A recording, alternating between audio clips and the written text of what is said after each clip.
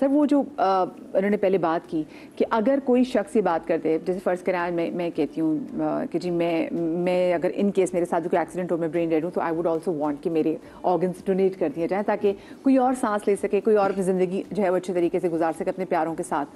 लेकिन प्यारे अगर यूँ आड़े आ जाए, वो कहें नहीं जी तुम बेहुरमती है, चलो ठीक है इसने कहा था लेकिन नहीं हम इसको अलाउ नहीं कर सकते, तो ऐसी सिचुएशन में वैसे क्या हो सकता है? देखिए आफ्टर डेथ जाहिर सी बात है सारी फैमिली जो है वो रिस्पॉन्सिबल है, और ये डिसीजन जो है ना अल्टीमेटली फैमिली का होता है, और उनके किसी भी डिसीजंस की ना हमें रिस्पेक्ट करनी चाहिए, being not as a doctor but as a community में भी। जैसे अगर आप घर का कोई बड़ा फ़र्द कोई फ़ैसला ले लेता है तो हम सब उसको ओबे ही कर रहे होते हैं, ऑल्दो बहुत सारे इख्तलाफात होते हैं दिल में कि जी ऐसा नहीं होना चाहिए। तो अगर किसी ने प्लेज नहीं किया हुआ, ठीक है ना, या डिक्लेयर नहीं किया हुआ है और उसकी फैमिली मेम्बर जो है बिल्कुल भी विलिंग नहीं है, तो कोई भी लॉ नहीं है ऐसा कहता कि जी आप ज़बरदस्ती ये कर सकें। ठीक है, पहली चीज़। दूसरी चीज़ ये है कि देखें अभी जो डिजीज़ डोनेशन का जो पाकिस्तान में जो वर्जन है, जो अभी ये तो अभी जस्ट स्टार्ट हुआ है, PKLI में कुछ ट्रांसप्लांट्स हुए हैं, SIUT तो पहले ही बहुत एक अरसे से, और काफ़ी स्ट्रगल रही है अदीब साहब की और बाकी तमाम SIUT मेंबर्स की। इसमें जो है ना लॉज अभी बनने हैं, ठीक है ना। अब ह्यूमन ऑर्गन ट्रांसप्लांट अथॉरिटी ने ना जो एक ड्राफ्ट किया हुआ है, एक बाई लॉज दिए हुए हैं, लेकिन वो बहुत जो है ना जिसे कहना चाहिए कि बहुत ओपन है, उसमें भी बहुत कुछ चाहिए, ठीक है ना। फिर जो डिजीज डोनेशन है ना, it's not related to particular person, ठीक है ना, इट इज़ उसका एक सिस्टम होता है। जैसे मैं जब US में गया था, US में मैंने जब ट्रेनिंग की वहाँ पर, तो वो एक सिस्टम है, मतलब हर हॉस्पिटल के साथ ना एक ट्रांसप्लांट कोऑर्डिनेटर होता था, ठीक है ना, एक लीगल एडवाइज़र होता था, ठीक है ना, पूरी एडवाइजरी पोर्ट होती थी, जो कि डॉक्टर्स का काम नहीं है कि उस फैमिली को काउंसिल करे कि जी आप ये जो है ना ऑर्गन डोनेशन कर दें, ये एक लीगल टीम का काम होता है, ठीक है ना। वहाँ भी बहुत सारे ऐसी फैमिलीज होती थी जो नहीं करना चाहती थी, ठीक है, तो वो नहीं होता था, वो डोनेशन नहीं होता था। तो जो जहाँ तक कानूनी है ना, जैसे ये सवाल था, उसमें ये कि हॉटा ने बाईलॉज बनाए, लेकिन उसको अभी और रिफाइनमेंट की ज़रूरत है, अभी उसमें मजीद काम होना अभी उसमें मजीद काम होना है, पहली चीज़। दूसरी चीज़ ये कि सेंटर्स आपके ऐसे डेवलप हों, देखिए हमारे यहाँ तो अनफॉर्चुनेटली आप कराची में निकल जाएं तो आपको हर एक एरिया के बाद ना एक छोटा सा हॉस्पिटल नज़र आ जाएगा, ठीक है ना, छोटा क्लिनिक नज़र आ जाएगा। ऐसा नहीं होता कहीं भी, ठीक है ना। वहाँ जो एक यूनिफॉर्म सिस्टम है, रजिस्टर्ड हॉस्पिटल्स हैं, जी जी, तो उनको मैनेज करना आसान होता है, ठीक है ना। अभी आप नॉर्थ नाज़ाबाद वाली साइड पे चले जाएं, ऑनेस्टली आपको रोड पे जो है ना मेरे ख्याल में कोई दर्जन के करीब उससे ज़्यादा हॉस्पिटल्स आपको दिख जाएंगे। अब वहाँ किसी की ब्रेन डेथ हो रही है तो सिस्टम तो कैसे उसको कैडर करेगा, आप मुझे बात बताएं ना। तो ये सारी चीज़ें बहुत ज़रूरी हैं। तो सिर्फ फैमिली ही नहीं, पूरे सिस्टम को, पूरे लॉज को, पूरी एडवाइजरी बोर्ड होगी। को इस हवाले से ना मेरे ख्याल से वाकई आपने जैसे अवेयरनेस सेवेनी के लोगों में ये अवेयरनेस पूरे सिस्टम के लिए होना बड़ा ज़रूरी है। अच्छा, एक सवाल ये भी आया है कि किस उम्र तक जो है ब्लड डोनेट किया जा सकता है कि वो हेल्दी रहे? देखिए वैसे तो 60 ईयर्स है, 18 टू 60 ईयर्स, 18 जो लीगल एज है जिसमें आप कॉन्सेंट दे सकते हैं, अप टू 60 ईयर्स, लेकिन अप टू 80 ईयर्स तक है दिया जा सकता है अगर हेल्दी हैं और वो है सब कुछ ठीक है, तो अप टू 80 ईयर्स भी आप ब्लड डोनेट कर सकते हैं, ऑर्गन डोनेशन भी कर सकते हैं। सर बहुत सी जगहों पे तो ये जेंडर का भी मैं देख लेती हूँ कि आज प्रॉब्लम आ जाती है। जैसे किसी का ऑपरेशन था और ओ नेगेटिव खून चाहिए था, तो मैंने कहा मैं पहुंचती हूँ, मुझे रास्ते में ही जब मैं डोनेट करने जा रही थी तो मुझे कॉल आ गई, जी हॉस्पिटल वाले कह रहे हैं किसी खातून से ब्लड नहीं लेना। सर ऐसी कोई रिस्ट्रिक्शंस हॉस्पिटल्स में, क्योंकि वो भी अच्छा बड़ा हॉस्पिटल था और उन्होंने मना कर दिया, तो फिर और ऐसी कोई रिस्ट्रिक्शन नहीं है। वो सिर्फ आपका जो है ना एक CBC टेस्ट करते हैं जिसमें हीमोग्लोबिन, आपके WBC, प्लेटलेट की एक क्रिटिकल नंबर को चेक कर रहे होते हैं, और फिर वो असर्टन करते हैं कि आप डोनेट कर सकते हैं कि नहीं कर सकते। वो पार्ट डॉक्टर प्ले कर देता है, वो टेक्निकल चीज़ जो है।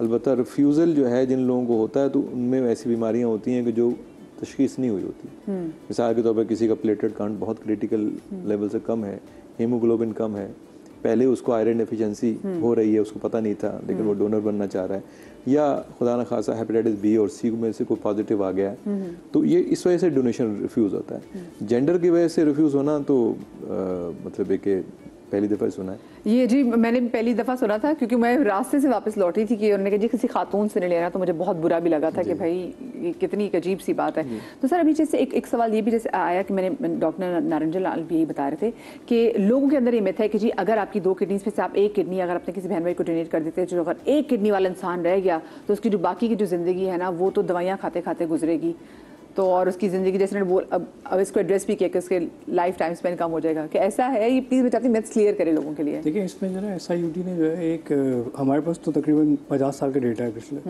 हम 50 साल बल्कि इससे तकरीबन इतने हो गए हमें किडनी ट्रांसप्लांट करते हुए, तो हमारे पास एक तकरीबन 1 लाख लोगों का डेटा है जिन्होंने अपनी किडनीज दी हैं इस तरह के, मतलब 7,000 तो वो लोग हैं, और जो उनके जितने भी हमने सारा किया है, तो जिन जिन लोगों को हमने देखा है उसमें जो पेशेंट्स हैं उनके जितने लोगों ने डोनेट किए kidney, they had a better survival as compare to the general population. जैसा भी नरेंद्र ने जैसे उन्हें कि वो कॉन्शियस हो जाते हैं, हम लोग तो उनको हर साल बुला के उनके सारे टेस्ट वगैरह करते हैं। ओके, हमारा जो सिस्टम है वेस्ट में भी यही सिस्टम है, ईयरली आप सारे उनके शुगर का, ब्लड प्रेशर का, यूरिक एसिड का, कोलेस्ट्रॉल का, ये सारे टेस्ट हम करते हैं, पूरा पैनल हम करते हैं जी। एवरी ईयर हम उनको बुलाते हैं, करते हैं, और फिर वो हमारे पास भेजते हैं कि भाई इनका किडनी का थोड़ा सा ऊपर नीचे हो रहा है, इनको आप देखिए, हम उनको देखते हैं, उसके हिसाब से उनको एडवाइस करते हैं। They have a better survival as compare to the normal population. ये देखा ना, एक मिनट तो आपकी यहीं क्लियर होगी, तो अपना थोड़ा सा दिल बड़ा करें। छोटी सी ब्रेक के बाद जो है क्योंकि मैं इस बात को चाहती हूँ दोबारा से हम आपके सामने भी रखें, लेकिन छोटी सी ब्रेक के बाद कहीं बचाएगा।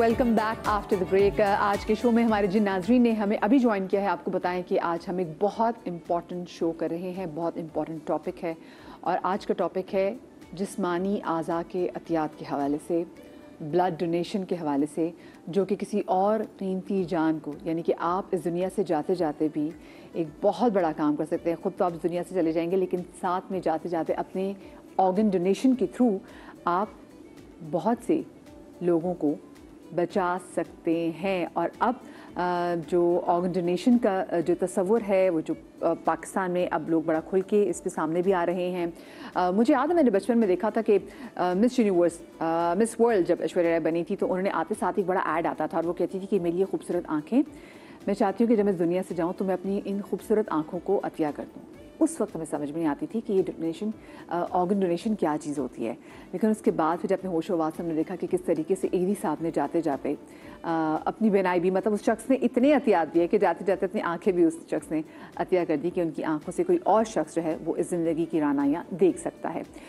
हम ब्रेक पर जाने से पहले बात कर रहे थे कि किडनी अगर आप डोनेट करते हैं तो लोगों को बहुत डर है कि पता नहीं किडनी डोनेट कर देंगे तो पता नहीं हमारी ज़िंदगी जो है वो कम हो जाएगी, और पता नहीं फिर क्या होगा, एक किडनी पे ज़िंदगी गुजारना कितना मुश्किल होगा, कितनी तकलीफ़ें आएंगी, फिर हर बीमारी आप पे हमला कर देगी। और लोग ये कहते हैं कि जी अगर एक किडनी वाले शख्स को तो हर छोटी मोटी चीज़ सबसे पहले आके लगती है। तो ये मिथ्स जो है ना, ऐसी बहुत सारे जो कॉन्सेप्ट्स हैं जो हमारे दिमागों में बैठे हुए, हमारे डॉक्टर्स क्लियर करेंगे। इससे पहले कि मैं डॉक्टर साहब से दोबारा इस सवाल से बात करूँ, मेरे साथ मौजूद है जनाब कामरान सोहरवर्दी भाई। आप तमाम तो लोग इनको जानते हैं, कारी हैं, नातख्वान है, और रमज़ान ट्रांसमिशन में हम अपनी ट्रांसमिशन की इब्तिदा इन्हीं के सेगमेंट से जिसमें वो तिलावत कुरान पाक कर रहे थे उनसे उसका आगाज़ करते थे, और सबने इनकी नात भी सुनी हुई है, इनकी आवाज़ कितनी बुलंद है वो सुनी हुई है। और आप लोग ये भी जानते हैं कि कामरान भाई ने अपने भाई को अपनी किडनी ट्रांसप्लांट डोनेट जो है वो की हुई है। कामरान भाई मेरे साथ लाइन पे मौजूद है। अस्सलाम वालेकुम कामरान भाई। वालेकुम अस्सलाम रहमतुल्लाह व बरकातहू। कैसे मजी, आप खैरियत से हैं? बिल्कुल ठीक कामरान भाई, आप ठीक ठाक हैं? अल्हम्दुलिल्लाह रब्बिल आलमीन। अल्लाह और उसके रसूल सल्लल्लाहु अलैहि वसल्लम जो बड़ा ही करम। मोहम्मद, मुझे ये बताइए कामरान भाई, लोग जानना चाहते हैं कि आपने अपने भाई को किडनी कौन से में डोनेट की थी, और उसके बाद से आपकी ज़िंदगी में आपकी सेहत पे क्या फ़र्क पड़ा? मैंने अल्हम्दुलिल्लाह रब्बिल आलमीन 2001 2 फरवरी 2001 में मैंने डोनेट की थी, और अल्हम्दुलिल्लाह इस बात को तकरीबन 24 साल हो गए। हाँ बिल्कुल। तो अल्लाह के फजलो करम से लोगों ने पहले बहुत डराया मुझे कि भाई आप वेट नहीं उठा सकते, भाग दौड़ नहीं कर सकते, कोई खेल कूद नहीं कर सकते, इसके अलावा शादी होगी आपकी तो औलाद नहीं होगी और फला फला फला, अल्लाह माफ करे। लेकिन अल्हम्दुलिल्लाह रब्बिल आलमीन मैंने 2001 में जब किडनी डोनेट की है तो उसके बाद मैंने मार्शल आर्ट भी किया है, वेट लिफ्टिंग भी की है और अल्हम्दुलिल्लाह स्पोर्ट्स में भी बहुत एक्टिव रहा हूँ। और 2010 में मेरी शादी हुई अल्हम्दुलिल्लाह, उसके बाद मेरे 3 बच्चे हैं अल्हम्दुलिल्लाह रब्बिल आलमीन। माशाल्लाह माशाल्लाह। और आप माशा से आप नाथवान भी हैं और आपकी वो कहते हैं ना कि लोग कहते हैं कि इतनी पावर नहीं रहेगी आप में, तो आप तो जब पढ़ते भी हैं और जहाँ तक आपकी आवाज़ की थ्रो है। जी ऐसा है कि मैं जब ऑपरेशन के लिए, ट्रांसप्लांट के ऑपरेशन के लिए जब मैं ओटी में गया तो मुझे एनेस्थीसिया के जो डॉक्टर हैं उन्होंने मुझसे सवाल जवाब किए, तो बहुत सारी बातें करते करते मैंने उनसे कहा डॉक्टर साहब मैं बिल्कुल रिलैक्स हूँ, आप टेंशन न लें। मुझे कहने लगे आपको कोई फोर्स तो नहीं कर रहा? मैंने कहा नहीं जी कोई फोर्स नहीं कर रहा। किसको दे रहे हैं? मैंने कहा भाई को दे रहा हूँ। तो कहने लगे आप परचेज भी तो कर सकते थे। मैंने कहा नहीं जी मेरा भाई है वो, तो मैं किसी को तकलीफ क्यों दूँ? अपने भाई के लिए मैं ये कुर्बानी खुद दे रहा हूँ अपनी खुशी से। तो वो मुझे कहने लगे कि यार क्या करते हैं आप? मैंने कहा जी फला फला मैं इस तरह काम करता हूँ और ये नात का मेरा शौक है। तो वो कहने लगे पहले नात सुनाए। जब मैंने नात सुनाई तो डॉक्टर साहब रोने लगे, आंखों में उनके आंसू थे। तो मैंने उनसे पूछा मैंने डॉक्टर साहब आप क्यों रो रहे हैं? कहने लगे नहीं कुछ नहीं। मैंने कहा दोबारा मैं आपसे पूछ रहा हूँ, अर्ज कर रहा हूँ, आप बताइए मुझे क्यों रो रहे हैं? तो वो मुझे कहने लगे यार आप जब ये किडनी डोनेट कर देंगे, मैंने उनको कलाम सुनाया था मैं तो पंजतन का गुलाम, तो बहुत बुलंद आवाज से सुनाया मैंने। तो मुझे कहने लगे कि यार आप बाद में इतनी आवाज से पढ़ नहीं सकेंगे। तो मैंने कहा रसूलुल्लाह सल्लल्लाहु अलैहि वसल्लम की सनाखानी अहले बैत की और सहाबा इकराम रज़ियल्लाहु तआला अजमईन की जो मनक़बत और तारीफ मैं करा करता हूँ, अल्हम्दुलिल्लाह मेरी ज़िंदगी का यही एहसास है। और आप देखेंगे इंशाअल्लाह अल्लाह ने मुझे ज़िंदगी दी, मैं आपको आगे दोबारा सुना के जाऊँगा कि इंशाअल्लाह आवाज़ इससे और मज़ीद बुलंद होगी, कम नहीं होगी। क्या बात है, क्या बात है। और वो अभी तो दुनिया ने देखा है, दुनिया ने अल्हम्दुलिल्लाह रब्बिल आलमीन। और फिर मैं कुछ अरसे के बाद वहाँ गया दोबारा SIUT, उन डॉक्टर के पास गया और जाके मैंने उनको दोबारा वो कलाम सुनाया और वो बहुत खुश हुए मेरी इन बातों से। और हमें भी यकीन माने जब आप इस वाक़या सुना रहे हैं हमें भी बहुत खुशी हो रही है, क्योंकि कामरान भाई हम तो आपको सुनते भी हैं, वो तो आपने हमें एक बार ट्रांसमिशन में बताया तो हम खुद हैरान रह गए कि अच्छा आपने किडनी ट्रांसप्लांट की हुई। आपके वैसे वो भाई ठीक ठाक हैं? अल्हम्दुलिल्लाह रब्बिल आलमीन बिल्कुल फर्स्ट क्लास है। और देखें नबी पाक सल्लल्लाहु अलैहि वसल्लम की हदीस मुबारक है जिसने एक इंसान की जिंदगी बचाई गोया कि उसने पूरी इंसानियत की जिंदगी बचाई। क्या बात है, बिल्कुल सही। और इसी इतनी खूबसूरत बात से मैं आपसे इजाज़त भी लूँगी। बहुत शुक्रिया जी हमारे साथ कामरान में मौजूद है। और डॉक्टर साहब जिन्होंने इतनी अच्छी बात की कि रसूल पाक जिसने एक इंसान की ज़िंदगी बचाई गोया से पूरी इंसानियत की ज़िंदगी बचाई, वैसे क्या कुछ कॉम्प्लिकेशन हो सकती हैं और क्या ख़ास ख्याल? जैसे हमने इन्होंने तो किडनी डोनेट की है, तो जिन्होंने लिवर जो डोनेट किया होता है, ऑफकोर्स लोगों के बहुत सारी सवालात होते हैं इस डोनेशन को लेके, किन किन चीज़ों की कॉम्प्लिकेशन उनको हो सकती है और किन किन चीज़ों का उनको ख्याल रखना चाहिए? वैसे लिवर जो है थोड़ा सा पेचीदा ज़्यादा है। जी जी। उसकी वजह यह है कि किडनी में तो 2 किडनीज होते हैं, तो हमने एक किडनी ले ली। लिवर एक ही होता है। हाँ। लेकिन लिवर में सबसे अच्छी बात यह है कि लिवर में अल्लाह ताला ने सलाहियत रखी है कि लिवर ग्रो कर जाता है। और अराउंड अक्सर मरीज आके हमसे यही सवाल पूछते हैं कि कितना आप जिगर लेंगे। उनके दिमाग में कॉन्सेप्ट होता है कि थोड़ा सा हिस्सा दिया जाएगा। तो खैर मैं इनको बताना चाहता हूँ कि देखिए जिगर तो थोड़ा ज़्यादा देना पड़ता है। और जिगर की कुदरती तौर पर जिगरा होना चाहिए, जिगर देने के लिए जिगरा होना चाहिए। तो जिगर के 2 हिस्से होते हैं, एक राइट लोब होती है, एक लेफ्ट लोब होती है। राइट लोब तकरीबन 60 से 70% होती है और लेफ्ट लोब जो होती है वो 30 से 40% होती है। अगर हम किसी बच्चे को डोनेट करते हैं, जैसे कोई फादर अपने बच्चे को डोनेट करता है तो वो लेफ्ट लोब हम उससे लेते हैं। और अगर कोई किसी बड़े को डोनेट करता है तो फिर उसको राइट लोब लेना होता है। तो which is a big quantity. लेकिन सबसे अच्छी बात लिवर के अंदर ये है कि लिवर ग्रो कर जाता है और अराउंड जो है ना विद इन 1 मंथ वो बहुत मेजर साइज ग्रो कर लेता है और 3 महीने के अंदर अंदर वो ऑलमोस्ट नॉर्मल साइज पर हो जाता है। बहुत सारे डोनर्स ने आके हमें बताया कि सर ट्रांसप्लांट के बाद जो जब लिवर ग्रो करता है, जैसे खून जब आप डोनेट करते हैं खून ग्रो करता है तो आपकी इम्यूनिटी बेहतर हो जाती है और आपकी जैसे आपने कहा ना चेहरे पे ग्लो आ जाता है, फेशियल वाला ग्लो आ जाता है। देखने से पता चलता है कि ये ब्लड रूटीनली डोनेट करता है। इसी तरीके से पेशेंट्स ने आके हमें बताया कि जब हमने डोनेट कर दिया उसके बाद जब लिवर ग्रो किया तो now it's a new liver.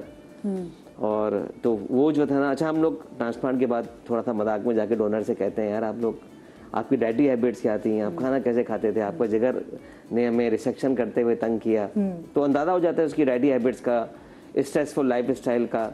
अब एक जिगर बताते थे कि जिगर बताते, क्योंकि देखिए अगर एक शख्स जो है ना उसने दिन भर कुछ नहीं खाया और जब बॉडी की डिमांड थी, अब रात को जो है ना जाके उसने इतना हैवी खाना खा लिया जो हमारे यहाँ होता है माशाल्लाह, हमारा लाइफ स्टाइल मेंटेन नहीं है ना, डाइटरी हमारी हैबिट्स मेंटेन नहीं है। हम क्या करते हैं कि भूखे रह रहे हैं, फिर एक साथ जब खाना खाने बैठे हैं तो फिर बूफे सिस्टम जिसे कह लें, या फिर शादी में देख लें कि कितनी फैट्स हैं कि खाने में और फिर फैटी सर रात में जो ढाबों पर वगैरह पे बैठ के चाय पीने का भी अब कल्चर बड़ा आम हो गया, वो उसके तो अंदर चाय भी भी आपको पी पता लेते हैं। देखें उसमें अब होता ही है कि जब वो सारा का सारा खाना इंसान खाता है, अब वो ब्लड लेने पहुंच जाता है, वो सारा उसने ब्लड ने लिया कि इतने कोलेस्ट्रॉल है, इतनी फैट है, इतनी चीजें, अब ऑर्गन को लेने पे तैयार नहीं, इसलिए कि बंदा तो सो रहा है, तो उसकी उस वक्त यूटिलिटी नहीं है, तो अल्टीमेटली लोड सारा लिवर पर आता है। ओह, तो ये जो इंसल्ट्स होती हैं जो कि जिनके डाइटरी लिवर का हैबिट्स, रंग बदला हुआ होता है, क्या होता है वैसे एक अच्छे लिवर के जब आप कर रहे होते तो आप क्या देख के कहते हैं वाह क्या कमाल लिवर है, वो कैसे देखने में कैसा होता है ये बताइए। जैसे जैसे लिवर का जैसे कलर रेडिश पिंक है, तो इट्स वेरी क्लियर हमें लिवर का कलर नजर आता है। हल्का सा फैटी लिवर होगा तो थोड़ा सा येलोइश टिंज हो जाएगा, हल्का सा ब्राउनिश टिंज हो जाएगा, फिर उसकी फील होती है, व्हेन यू फील इट तो आपको पता चलता है कि वो कैसा है। फिर व्हेन यू ट्रांजैक्ट, जब आप उसको रिसेट करते हैं तो उस वक्त पता चल रहा होता है कि ये ना लिवर की कितनी इंसल्ट हुई है। ओए होए, तो हम अक्सर फिर डोनर से जाके ना मैं ऐसे मजाक में बोलता हूँ, यार आपकी लिवर ने मुझे सब बता दिया कि आपकी हैबिट्स क्या हैं। हाँ हाँ, लेकिन अल्टीमेटली आफ्टर दिस पेशेंट, जैसे डॉक्टर नरंजन ने बात की कि मरीज खुद बहुत एक डोनर की लाइफ आफ्टर डोनेशन बहुत स्टेबलाइज हो जाती है। घर वाले उसका सारा ख्याल रखते हैं, वो खुद अपना ख्याल रखता है, they become very disciplined and it's natural. तो उनका सबसे पहले तो कमर, उनकी पेट जो निकला हुआ होता है वो अंदर चला जाता है, पहले तो हम भी अंदर करते हैं क्योंकि फैटी लिवर हम नहीं ले सकते। तो सर जो है डॉक्टर जहांजेब जो है, जब हम फाइनल डोनर को जब सिलेक्ट करते हैं तो सर को जाके दिखाते हैं, तो सर सेंट्रल ओबेसिटी देखते हैं कि यार नहीं इसको देखें, इसका पेट निकला हुआ। तो डोनेशन से पहले ही हैव टू सर इस लोग तो ये भी समझेंगे कि लिवर डोनेट करने से आपका पेट अंदर चले जाते लोग स्मार्ट हो जाएंगे। It's an healthy process. देखिए लिवर डोनेशन से पहले you need to be fit, तो आपकी सारी चीज़ें ठीक होनी चाहिए। सर मेरे वैसे आपसे ये भी पूछना है, जो आजकल लोग इतने सिगरेट्स पी रहे हैं, डिफरेंट किस्म के जो नशे भी आ गए हैं, जो लोग ड्रिंक भी करते हैं, तो इनकी क्या ऑर्गन्स अगर वो डोनेट करना चाहें वो हेल्दी होते हैं और इनके ऑर्गन फेलियर के चांसेस कितने ज़्यादा होते हैं?